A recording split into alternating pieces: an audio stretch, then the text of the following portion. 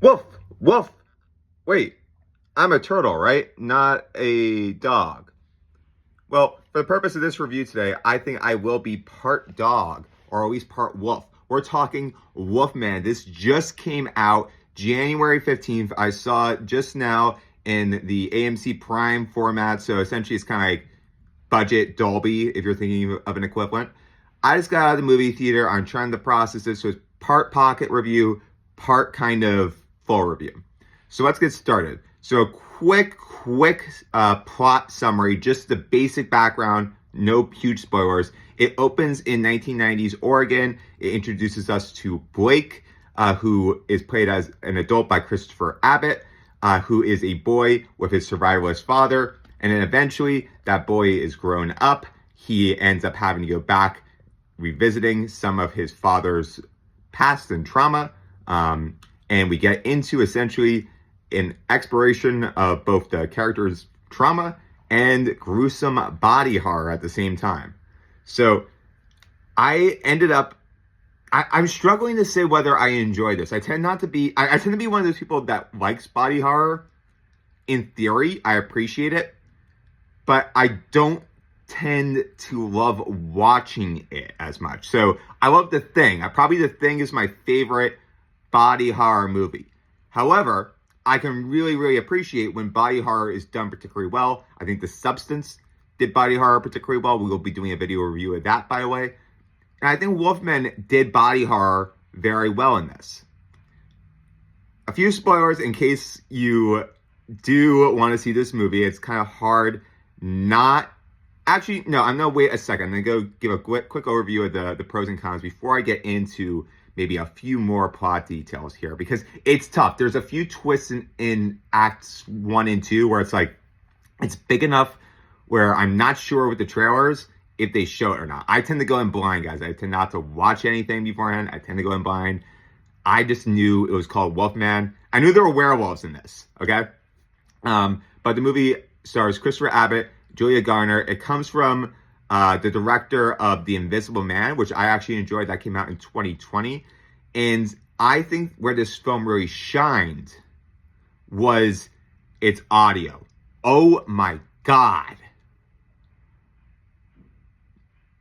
I honestly think this movie should be nominated for the Oscars for the audio. I'm dead serious. Not for the score or anything, but for the way the audio was mixed. It sounded amazing.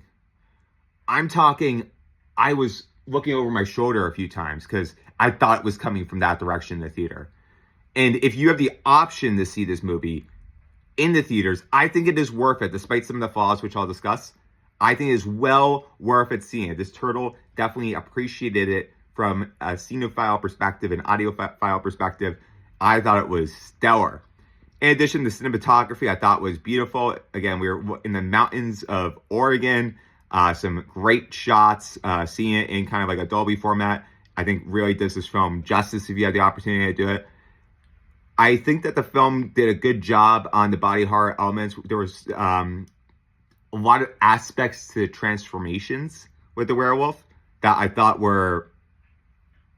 at times got a little repetitive and a little bit predictable. But then there were other times where it completely subverted my expectations of what they were going to do. And I was actually, there was a scene where there was essentially, and this is probably one of the most horrifying scenes, essentially self-cannibalism. And they do it multiple times throughout this movie. But it's like, I literally couldn't watch it. Like, it was that brutal for me. So if the movie wanted to succeed in doing that, I think it did.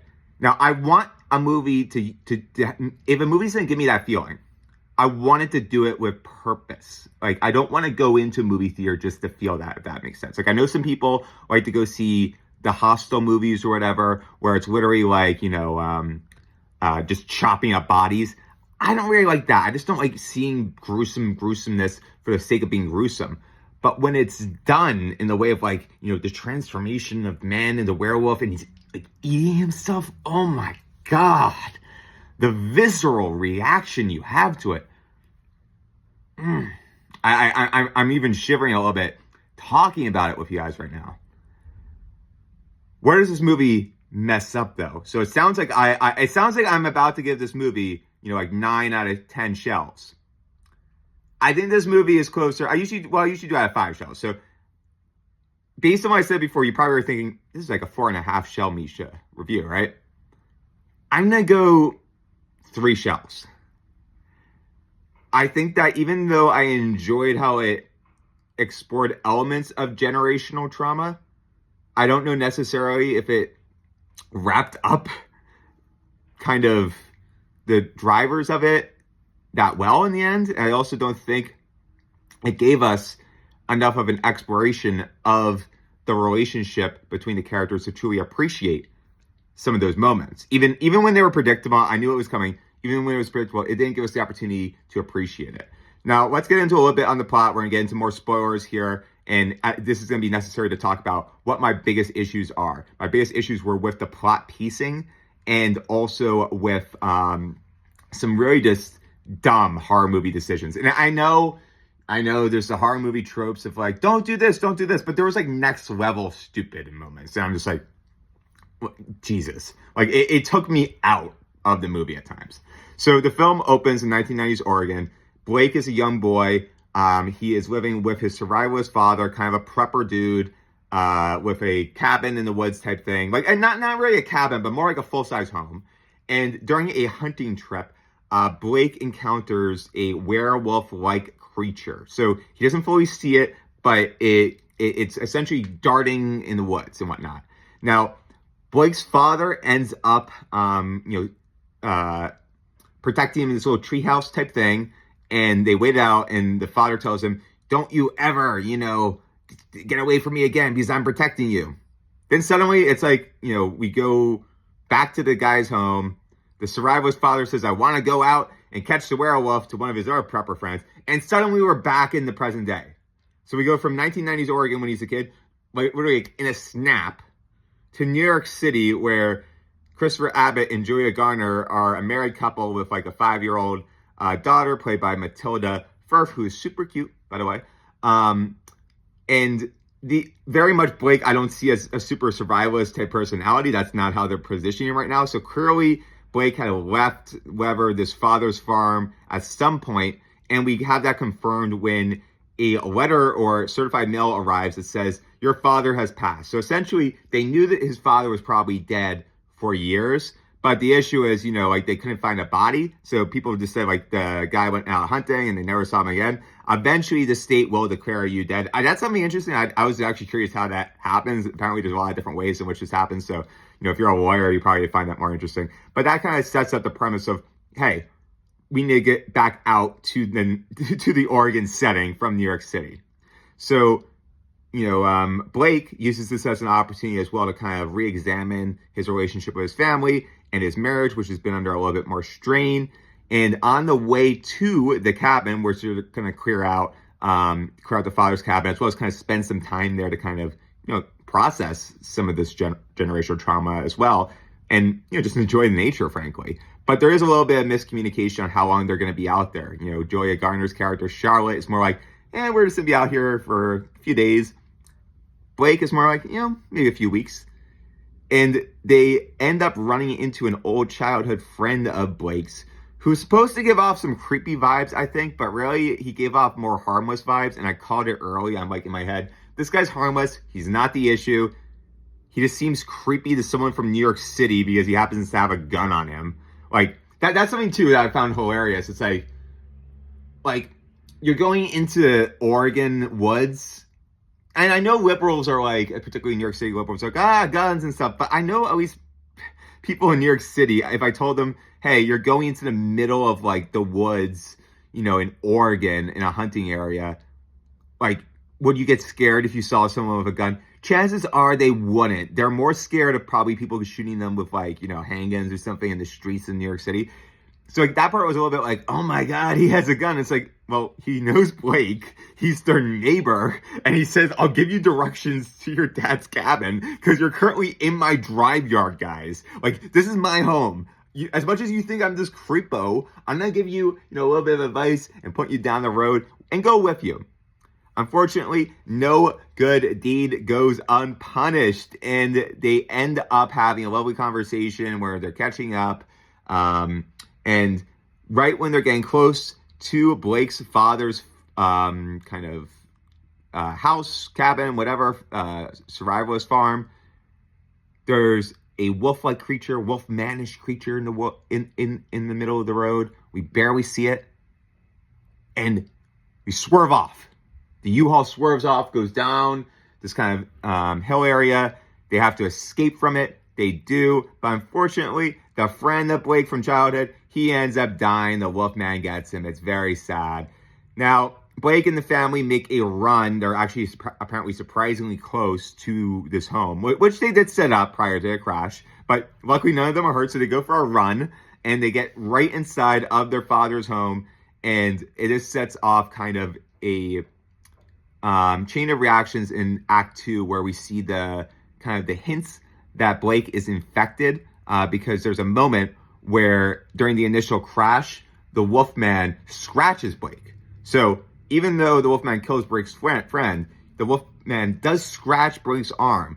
And then we see that it's kind of an infective wound. And we see that Blake's suddenly getting heavy fever. He's kind of growing a little bit more hair in weird ways. His teeth are coming out. Weird signs. And then eventually Charlotte has to acknowledge those as well. So they're trying to kind of barricade this fort area and make it through the night. But also Charlotte understands the fact of the matter is her husband might end up not making it through the night. He's in really rough shape. What do you do here? And also, she's thinking he's transforming in a way. How do you protect your daughter? Now it gets into all these other things. We get into kind of fighting and running around. Eventually, they try to make a run for it. They go to this truck area. They charge the battery. And then we get into a fight sequence between the two Wolfmen. They run back into the house and whatnot. And it gets into this weird thing where I feel like Acts 2 and 3, once the transformation starts to happen, it gets into a lot of, hey, are you my daughter? Are you my wife?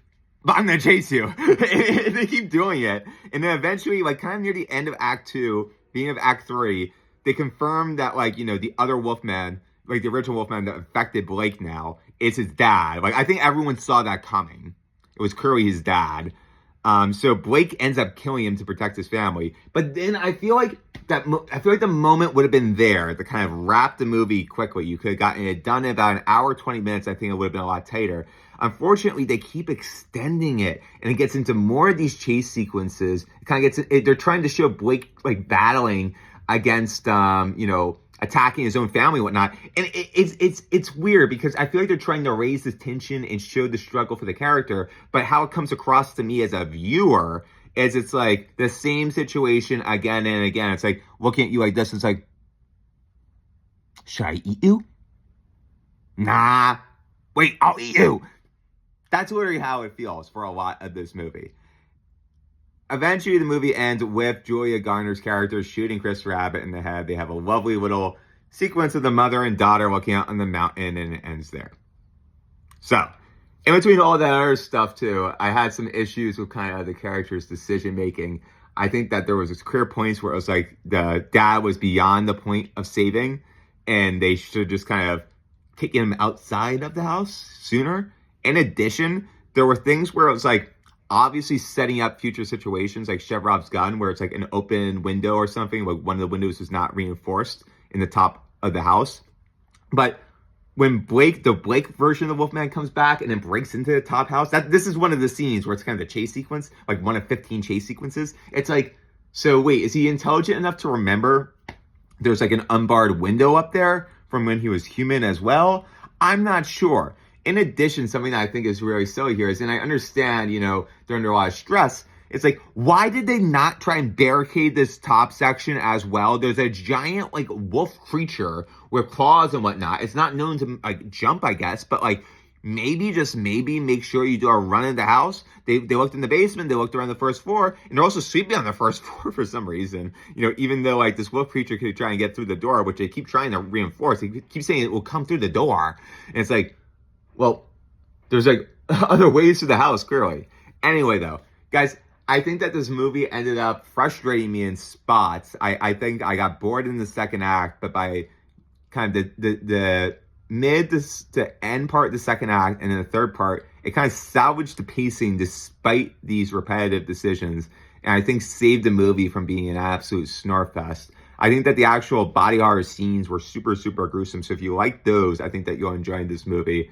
But I do think that it had a lot of missed potential. That being said, we haven't had good werewolf movies, guys. So go out and watch this movie. Appreciate it in theaters. This is something where I feel like the audio and the visuals are well done enough to justify theater versus streaming, despite the flaws in this movie. So we're going to give it 3 out of 5 shells.